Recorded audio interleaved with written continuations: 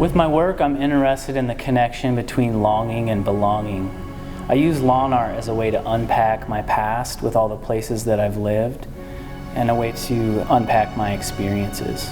This allows me to introduce other sorts of polarities into the work, like materials, everyday and precious, virtue and vice.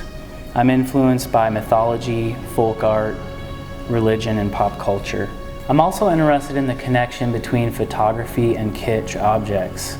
Often both are used as a way to represent a memory or that which is lost. They have the power to give the perception that we can hold on to something that is gone. You may not stay and live in Massachusetts, but here's a trinket to help you remember when you go home. Someone much smarter than me said that the home we're all looking for on planet Earth is withheld from us.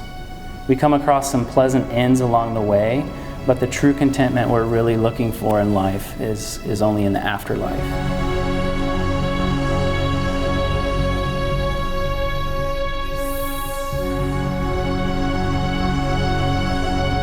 I'm using lawn art and I'm staging it in a way to kind of unpack my history. And so there's photographs that are printed on aluminum, and I've also got some collages that I made of cutouts and I poured resin over those, and then some sculptural pieces as well. So I'm taking lawn art as a starting place, and I'm kind of using them as characters. I think more than characters, they're really a way to sort of process the polarities that I see both around me and within myself.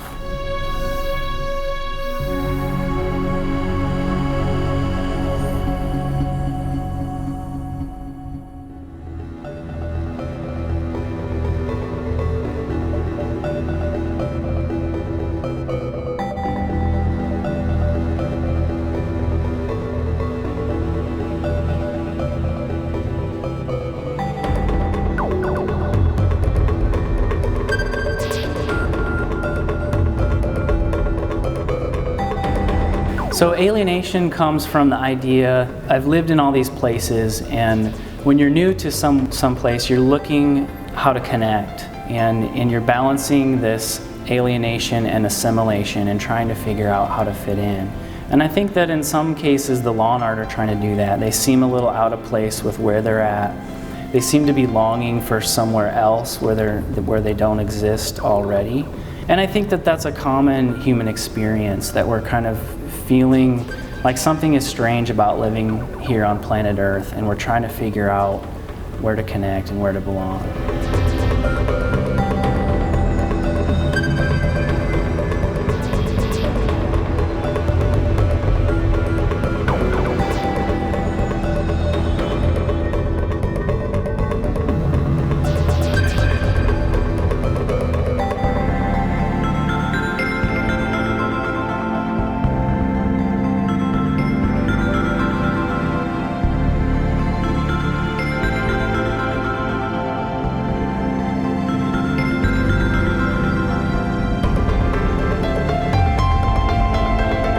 So the half-assed sheep pile, the idea for that came from, I was working with these characters photographically, and then I decided that I wanted to start sculpting them. And so I began with a piece of a fox, and I made a mold of it, and I started producing foxes out of different materials.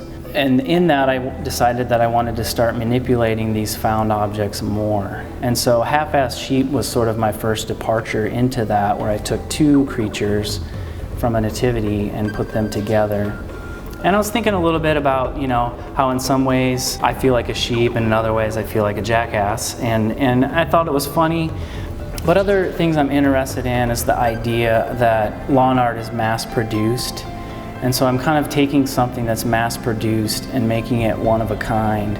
And I'm not really mass-producing it, but I'm making a large quantity of it. And I think the pile kind of represents the idea. It's lowbrow, it's making art affordable for people to walk away with. This is an edition of 250.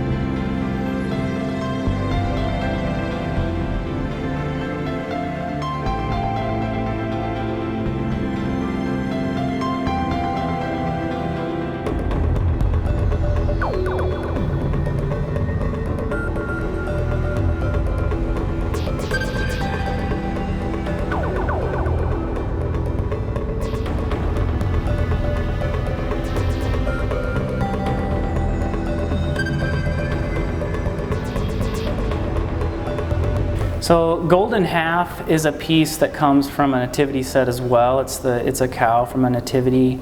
And again, I wanted to manipulate sort of what I had found. And so in Michigan, the size of the rack on your wall is kind of equivalent to your manhood. And so, you know, when I had the opportunity to shoot the deer, I missed. And so I'm not saying that this is like how I created my own manhood or anything, but those are some of the things that I think about with it, is seeing all those taxidermy pieces growing up. Some of the feedback that I've gotten about the work is that sometimes it's a little too cute.